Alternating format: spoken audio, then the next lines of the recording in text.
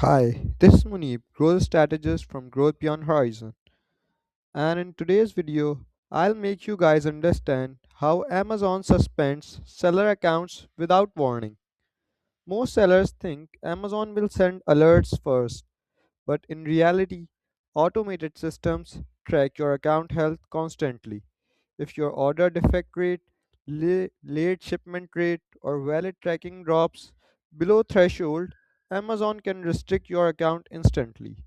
Listing issues like incorrect titles, misleading images, variation misuse, or brand violations can also trigger immediate actions, especially when multiple ASINs are flashed.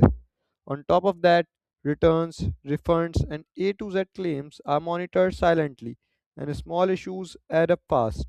Sales volume, low pricing, or experience do not protect you because Amazon prioritizes customer trust above everything.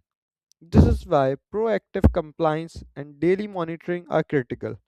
If this helped, like the video, subscribe to Growth Beyond Horizon, and stay ahead before Amazon decides for you.